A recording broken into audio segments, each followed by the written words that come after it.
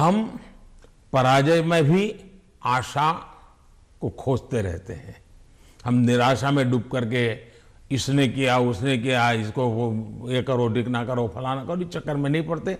हम सोचते हैं कि सामने वाले की रणनीति क्या थी, उसके तौर तरीके क्या थे, वो लोगों को गुमराह करने में क्यों सफल हुआ, हमारी बात को हम कैसे पहुंचाएंगे। हम औरों का भी अभ्यास करते हैं, हमारा भी अभ्यास करते हैं, हम स्थितियों का भी अभ्यास करते हैं, हम उस प्रकार के योजनाओं का भी अभ्यास करते हैं और फिर हम आगे की रणनीति बनाते हैं। हम हर चुनाव से सीखते हैं, चुनाव जय का हो या चुनाव पराजय का हो। हमारे लिए चुनाव एक प्रकार से ओपन यूनिवर्सिटी है, जिसमें हम नए रिक्रूटमेंट के लिए अवसर भी मिलता है और अपने आप को तराशने का भी अवसर मिलता है। तो हम चुनाव को एक प्रकार से हमारा एजुकेशन का पीरियड मानते हैं।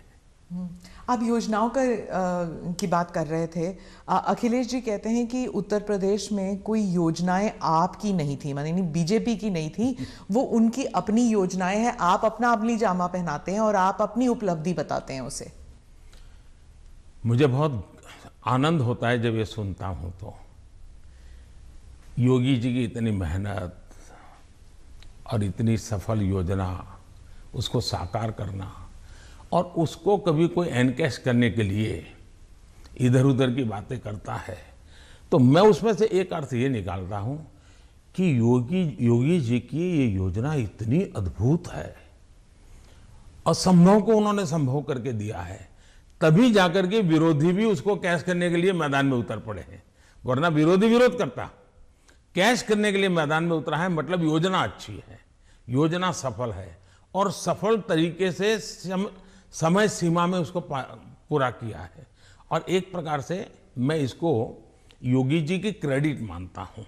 दूसरा विषय है, हमारे देश में एक कल्चर चला कि राजनेता और सरकारों का काम क्या, हर चीज पे हाथ डाल देना, बोलते रहना ये करेंगे वो करेंगे ये करेंगे वो करेंगे, कभी इसके में, और कोई चीज दुनिया में उन्होंने छोड़ी नहीं है।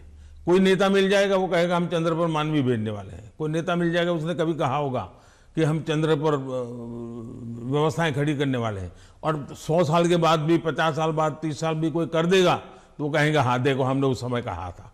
तो ऐसे लोग तो बहुत मिल जाएंगे। आपने क्राइम फ्री उत्तर प्रदेश का जिक्र किया है अपने भाषणों में, पार्लियामेंट में भी आप कर रहे थे।